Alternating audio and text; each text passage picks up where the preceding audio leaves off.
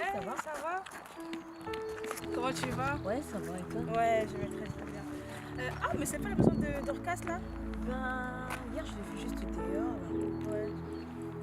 Il avait l'air vraiment d'un garçon. Mais elle, franchement, c'est un garçon manqué en fait. Je sais pas, elle marche comme un garçon, elle agit comme un garçon. Celui-là, Franchement, j'espère que Dieu l'aide hein, parce que. mais vraiment, on doit prier pour elle. Ouais, parce que là, c'est grave en fait. Je me suis Et dit, ça, c'est un garçon, tout fait. Une jeune fille, un garçon. Excuse-moi, mais. Je sais pas comment elle fait là avec sa mère. C'est trop, en fait. C'est Comme un garçon! Oh, c'est Bon, voilà, dis bonjour. Bonjour, je m'appelle Serre Dorcas. Je suis né dans une famille de 5, 2 garçons et 3 filles. Au jour d'aujourd'hui, je vais vous parler histoire de ma vie ou histoire de ma délivrance, comment c'était. C'est pour donner des conseils aux jeunes filles de jour d'aujourd'hui. À partir de la divorce de mes parents, j'étais une fille mais j'avais un esprit de garçon. Je frappais mon frère, je frappais aussi les amis de mon frère. Je ne voulais pas que quelqu'un puisse toucher à mon frère. Après tout cela, mon père s'est remarié à une autre femme. Et nous, on faisait que mon père ne puisse pas avoir des relations avec d'autres femmes pour qu'on ait l'affection de parents. Mais nous n'avons pas réussi. Il y avait aussi des moments où on manquait du respect aux femmes de notre père. Après la séparation de mes parents, j'ai senti un truc qui m'avait entré dans le corps. Et j'étais devenue comme un garçon. Et lorsque j'allais en cours, il y avait une fille qui m'aimait, qui me disait qu'on puisse sortir ensemble avec eux. Je ne pouvais pas le faire parce que d'autre côté, j'étais une fille. Et d'autres pensaient que j'étais une lesbienne, mais c'était pas ça. Or que c'était un esprit qui me possédait. Bien que je me comportais comme un garçon, mais je ne pouvais pas sortir avec les filles. J'étais devenue comme un garçon, premièrement parce que je manquais l'affection de mes parents. Je jouais trop avec les garçons. Les jeux de poupées pour les filles, je ne le faisais pas. Je jouais toujours en jeu de voiture avec les garçons. Je ne pouvais pas jouer aux jeux de filles. Je jouais trop avec les garçons que les filles. Je vous raconte l'histoire qui s'est passée dans notre maison. Ah, cet enfant, quel enfant que j'ai eu. Ah, elle se réveille, elle ne fait rien du tout. J'avais un esprit qui me possédait. Il y avait des moments où je ne voulais même pas entendre le conseil de mes parents. Moi, je pouvais conseiller, mais on ne pouvait pas me conseiller. Ah, quel enfant que j'ai. Elle se comporte comme un garçon, elle parle comme un garçon. Oh Seigneur, je viens devant toi, Père. Ah, Johanna, depuis que tu es sortie, une fille ne sort pas comme ça. Assis-toi, j'ai à te parler. La vie n'est pas comme ça. Une fille, quand elle se réveille le matin, elle prend douche, elle fait les ménages. Et toi, lorsque tu te réveilles, c'est pour aller à l'extérieur. Qu'est-ce que tu vas chercher à l'extérieur? Une fille ne se comporte pas comme ça.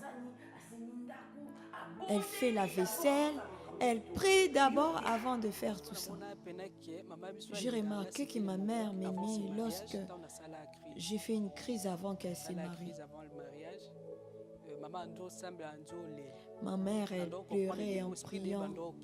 Je ne comprenais pas parce que mon esprit partait, je ne savais pas où ça allait. Jusqu'aujourd'hui, si elle m'envoie, je vais. On voit d'autres enfants, ils sont orphelins. Ils n'ont pas l'affection de leur maman. Mais nous, on manque chaque fois du respect à nos mamans. Je ne préparais pas. À chaque fois qu'elle me disait « prépare », je refusais.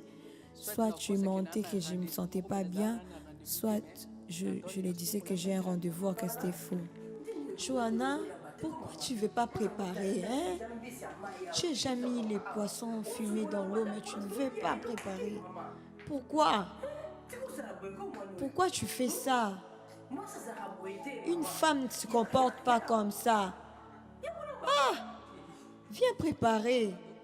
Lorsque j'étais au foyer, si je m'énerve, je demandais la cigarette pour me soulager un peu. Et je puis prendre aussi du chanvre.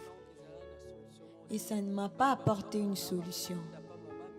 Les gens me voyaient et venaient dire à ma mère. Mais je n'acceptais pas. C'était un dimanche, je devais venir à l'église le matin. Il y a un frère qui est venu me chercher à la maison.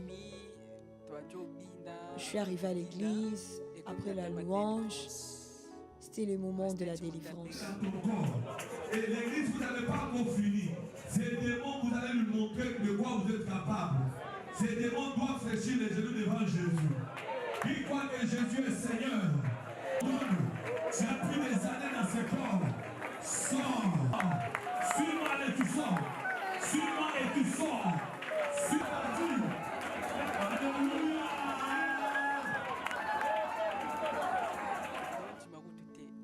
Le pasteur Timothée m'a appelé, mais je ne savais pas qu'il m'appelait. Je pensais que c'était mon voisin par contre.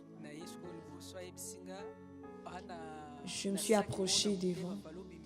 Et il m'a dit que j'avais des problèmes dans mon cœur que je ne pouvais dire à personne. Ça fait des années que je gardais ça.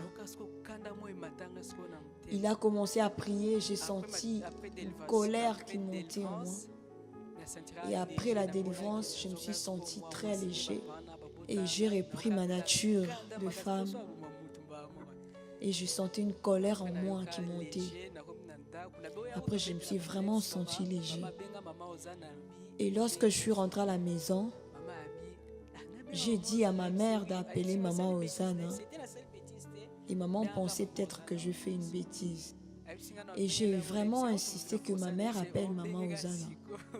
Et je lui ai dit non, maman, appelle-la maintenant. Mais pourquoi tu me parles tendrement? Et maman Hosanna l'a expliqué.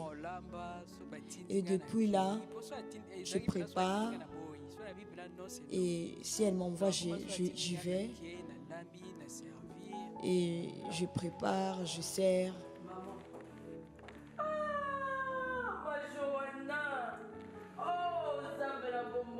Oh mon Dieu, tu vois mes pleurs. Mon Dieu, je te bénis pour le changement de ma fille, Seigneur. Tu entends les prières. Tu exauces les prières. Je te loue. Après, depuis lors, je prépare. Et avant, j'ai refusé vraiment. J'ai refusé lorsque ma mère m'envoyait. Qu'est-ce que tu as fait? Tu as préparé. C'est vrai. Oh mon Dieu. Tu entends les prières de tes enfants.